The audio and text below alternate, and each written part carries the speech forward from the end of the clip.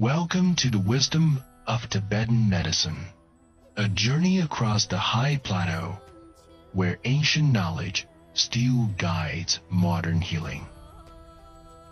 Episode 2: From Mountain to Medicine: The Origins of Tibetan Healing. On the Tibetan Plateau, healing begins not in hospitals, but in the mountains. Before medicine becomes powder or pill, it is a leaf, a root, a rock, shaped by wind, sun, and altitude.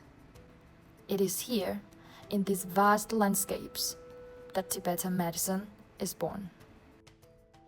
Chapter 1: Wild and Precious. Most Tibetan medicinal plants grow above 3,500 meters, in the wildest, coldest, and most remote corners of the plateau.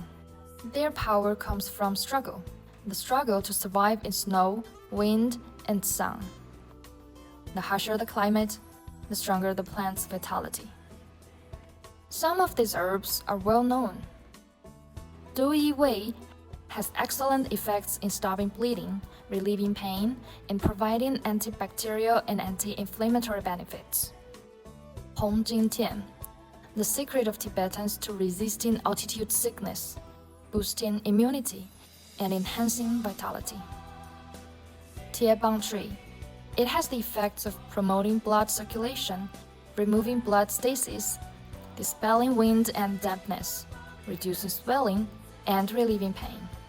But finding these herbs is never easy. There are no signs, no maps, just the memory of old trails, the instinct of trained hands, and the patience to search. Each herb is identified not only by shape or color, but by where it grows. Some facing slopes for warming herbs, shaded creeks and glacial meltwaters for cooling ones. Even the stones used in oil therapy are chosen this way, heated or cooled by nature itself, depending on the illness they are meant to treat. For the Tibetan gatherer, this is more than hiking. It's scholarship on food. Chapter 2: The Art of Preparation. In Tibetan medicine, gathering herbs is only the beginning. The true transformation happens through Pao Zhi, the ancient art of medicinal preparation. Tibetan Pao Zhi is not merely a simple decoction. It is a structured, codified system designed to remove impurities and non-medicinal parts, reduce toxicity and harshness, enhance effectiveness, and ensure safety, consistency, and storability. The process is typically divided into 3 stages: cleansing, to wash and purify; cutting, to prepare slices for decoction or compounding; and refining, through heat, fermentation, or added substances like milk, butter, alcohol, or herbal extracts. Some materials are roasted, others are steamed. Some must be calcined until glowing red. Each method follows rules rooted in centuries of clinical experience. For example, a harsh root may be softened with yak milk.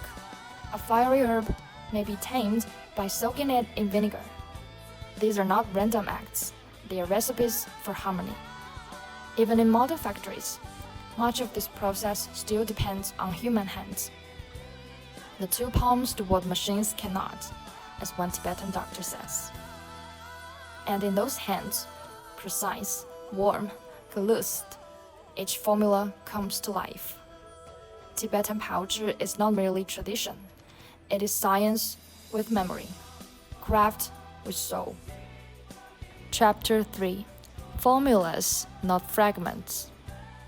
In Tibetan medicine, herbs are rarely used alone. Healing comes not from a single ingredient, but from the formula. Over centuries, Tibetan physicians developed a vast system of compound prescriptions. Each formula balances warm and cool, heavy and light, stimulating and calming. For joint pain, there is a paste applied warm to the skin, a moist compress of herbs that reduces swelling and relieves wind. For the stomach, there is 石榴健胃丸, a pomegranate-based formula to restore digestive balance. For body-wide tension and inflammation, there is the 5 nectars bath, a sacred blend of 5 herbs used in traditional bathing therapy. These formulas are not modern inventions. Many are described in the 4 medical tantras, a foundational medical text written in the 7th century by Yuthok Yongtong Kambu. Others are catalogued in the Jingzhu Materia Medica, a timeless record of ingredients, properties, and uses. Modern science is now catching up. Clinical tests increasingly confirm what generations of Tibetan doctors already knew: that medicine is not isolated action, but intelligent combination. From wild roots to refined remedies, Tibetan medicine is not made, it is transformed. But who ensures this knowledge lives on? In our next episode, we visit the sacred classrooms where preparations become preservation. Thank you for watching.